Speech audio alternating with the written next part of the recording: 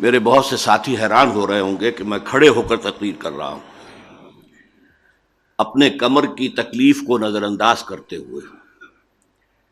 ابھی کچھ دن پہلے میں نے یہ تجربہ پشاور میں بھی کیا تھا، ہائی کورٹ بار ایسوسی ایشن میں، اور اس میں چونکہ مجھے کچھ کامیابی رہی تھی اس لیے میں یہاں بھی ہمت کر رہا ہوں۔ سب سے پہلے میں کچھ مثبت باتیں اپنی۔ دیکھیے، روشن خیالی کے بارے میں ڈاکٹر جاوید اقبال صاحب کی یہ رائے صحیح نہیں ہے کہ یہ ٹوائن بی نے اس کا آغاز کیا۔ یہ تو ریفارمیشن اور رینائسنس کے بعد انلائٹنمنٹ روشن خیالی، اس پورے پروسیس کو روشن خیالی کہا جاتا ہے۔ یہ روشن خیالی ہم نے دی ہے یورپ کو۔ یورپ خود مانتا ہے، ابھی امریکہ کا تو سوال ہی نہیں، وہاں تو کچھ وحشی قبائل صرف رہتے تھے، نہ کوئی تہذیب نہ تمدن۔ یورپ ڈارک ایجز میں تھا، تاریکیوں میں، خود مانتے ہیں ڈارک ایجز۔ یہ ہمارا فکر تھا جو کارڈوا، ٹولیڈو، گریناڈا کی یونیورسٹیوں سے یورپ میں پھیلا ہے، جس نے وہاں روشن خیالی پیدا کی ہے۔ یہ روشن خیالی مسلمانوں کے زیر اثر پیدا ہوئی۔ چنانچہ سب سے پہلے میں حوالہ دوں گا ایم این رائے کا۔ راجا رام موہن رائے کا حوالہ دیا ہے ڈاکٹر صاحب نے، میں ایم این رائے کا دے رہا ہوں۔ مہندر ناتھ رائے، یہ کمیونسٹ انٹرنیشنل کا رکن تھا، اتنے بڑے پائے کا کمیونسٹ۔ اس نے اسی لاہور میں تقریر کی تھی 1920 میں، جبکہ ابھی بولشوک ریولوشن کو 3 برس صرف ہوئے تھے۔ یہیں کا بریڈلا ہال اب مسمار ہو چکا ہے لاہور کا۔ 1920 میں تقریر کی، ہسٹوریکل رول آف اسلام۔ وہ کتاب پاکستان میں تو کوئی جانتا ہی نہیں، انڈیا میں ممبئی کا ایک ناشر آج بھی شائع کرتا ہے۔ اس میں جو کچھ اس نے کہا ہے، میں اس کا صرف ایک پہلو آپ کے سامنے رکھ رہا ہوں۔ اس نے کہا جو لوگ عربوں کی فتوحات کو سکندر اعظم یا چنگیز یا اٹیلا کی فتوحات پر قیاس کرتے ہیں، وہ بہت بڑے مغالطے میں۔ ان فتوحات کے نتیجے میں دنیا میں کوئی روشنی نہیں آئی، کوئی سماج کی اصلاح نہیں ہوئی، کوئی نئی تہذیب وجود میں نہیں آئی، نئے علوم وجود میں نہیں آئے۔ لیکن اسلام کے زیر اثر یہ جو پھیلا ہے طوفان کے ساتھ کہ تھمتا نہ تھا کسی سے سیل رواں ہمارا، اس نے دنیا کو روشنی دی ہے، اس نے دنیا کو تاریکی کے اندھیروں سے نکالا ہے، اس نے نئی تہذیب دی ہے، نیا تمدن دیا ہے، نئی سیاست دی ہے، نیا ریاست دیا ہے، نیا قانون دیا ہے، فوجداری بھی اور دیوانی بھی۔ تو یہ اصل میں قیاس نہ کریں آپ کہ یہ سکندر اعظم اگر مقدونیہ سے ہو کر اور بیاس تک پہنچ گیا، یا ٹیلا اور چنگیز خان اگر منگولیا وغیرہ سے ہو کر اور پہنچ گئے ایسٹرن یورپ تک، تو یہ اس طرح کی فتوحات نہیں تھی، اور تاریخ انسانی کا عظیم ترین انقلاب تھا جو محمد نے برپا کیا۔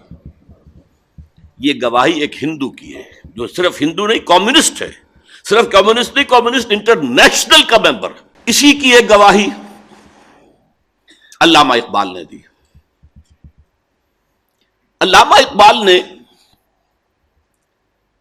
جدید مغربی تہذیب کا انر کور قرآنی قرار دیا ہے۔ بڑی حیران کن بات ہے، اگرچہ مغربی تہذیب کے خلاف ہے، وہ اشعار بھی ابھی پڑھے گئے ہیں کہ تمہاری تہذیب اپنے خنجر سے آپ ہی خودکشی کرے گی، جو شاخ نازک پہ آشیانہ بنے گا ناپائیدار ہوگا۔ میں اس میں ساتھ کے ساتھ عرض کرتا رہوں کہ اس سوال پہ اکثر ایک سوالیہ نشان اس شعر کے آگے میں لگاتا ہوں، وہ تہذیب ابھی مری تو نہیں، علامہ کی پیشن گوئی تو غلط ثابت ہو گئی، لیکن ذرا غور سے دیکھیے تو تہذیب مر چکی ہے۔ امریکہ اپنی ٹیکنالوجی کے بل پر کھڑا ہے، صرف مغربی تہذیب صرف ٹیکنالوجی کے بل پر کھڑی ہے۔ اسی لیے اقبال نے کہا تھا، دنیا کو ہے پھر مار کا روح و بدن پیش، تہذیب نے پھر اپنے درندوں کو ابھارا، اللہ کو پامر دیے مومن پہ بھروسہ، ابلیس کو یورپ کی مشینوں کا سہارا۔ یہ سارا در حقیقت ٹیکنیکل ترقی ہے جس پر یہ کھڑا ہوا ہے نظام، ورنہ تہذیب تو مر چکی ہے۔ مرد و زن اللہ کی بنائی ہوئی مخلوق جدا، ان کو وہ ایک کر رہے ہیں۔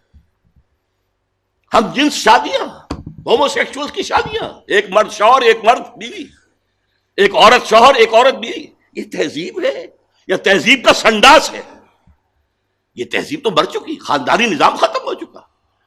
4 سال پہلے بل کلنٹن نے کہا تھا کہ عنقریب ہماری قوم کی اکثریت حرامزادوں پر مشتمل ہوگی، born without any wedlock, شادی وادی نہیں ہے، ہو رہے بچے، وی آر لیونگ ٹوگیدر، بچے بھی ہو رہے ہیں۔ وہاں باپ کا نام جو ہے خانے سے خارج کر دیا گیا، جو فارمز بنتے ہیں فادرز نیم، اکثر کو معلوم ہی نہیں ہمارا باپ کون تھا، لہذا آپ مدرس نیم رہ گیا، اصل وہ تو معلوم ہے کس نے جنم دیا۔ تو تہذیب مر چکی ہے، اقبال غلط نہیں تھا۔ تمہاری تہذیب اپنے خنجر سے آپ ہی خودکشی کرے گی، یہ شاخ نازک پہ آشیانہ بنے گا، بڑا پائیدار ہوگا۔ یہ انر کور اقبال نے کیسے کہہ دیا کہ مغربی تہذیب کا انر کور قرآنی ہے؟ یہ بڑی ذرا گہری بات ہے، اسے سمجھیے۔ دیکھیے، اسلام سے قبل دنیا میں توہم پرستی تھی، اسلام نے آ کر توہم پرستی کا خاتمہ کر دیا۔ وَلَا تَقْفُ مَا لَيْسَ لَكَ بِهِ عِلْمٌ، کسی ایسے چیز کی پیروی نہ کرو، پیچھے نہ چلو جس کے لیے تمہارے پاس علم نہ ہو۔ ان السمع والبصر والفؤاد كل اولئک کان عنہ مسئولا، ہم نے جو یہ صلاحیتیں تمہیں دی ہیں، سماعت اور بصارت اور پھر عقل، فؤاد کا ترجمہ عام طور پر لوگ دل سے کرتے، میں نہیں کرتا، یہ اصل میں یہ کمپیوٹر ہے، فائدہ نکالنا کسی چیز سے، انفر کرنا۔ فائدہ کسے کہتے ہیں؟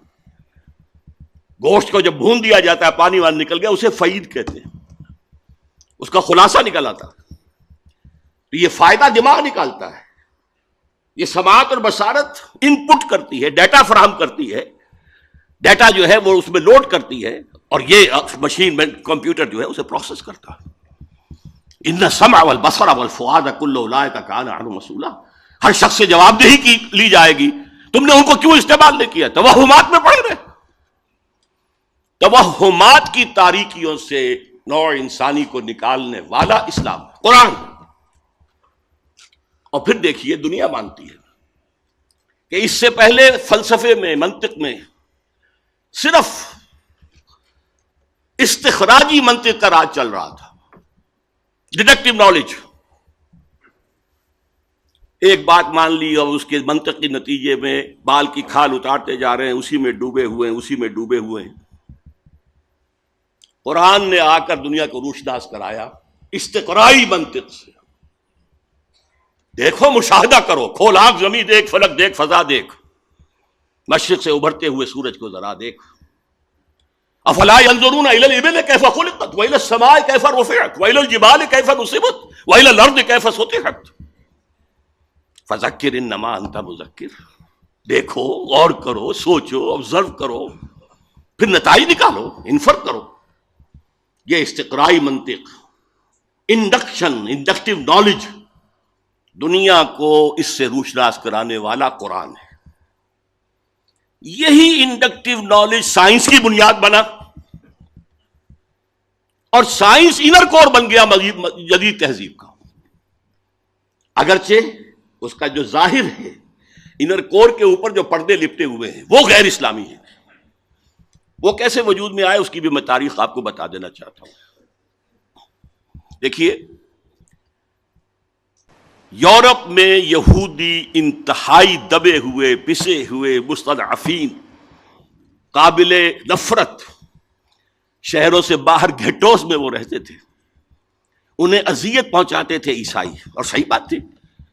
عیسائی جسے اپنا خدا مانتے، خدا کا بیٹا مانتے، وہ کہتے وہ حرامزادہ تھا، باسٹرڈ، سن آف مین، ولد الزنا، جادوگر تھا، کافر تھا، مرتد تھا، واجب القتل تھا، اسی لیے ہم نے اسے سولی پر چڑھوایا۔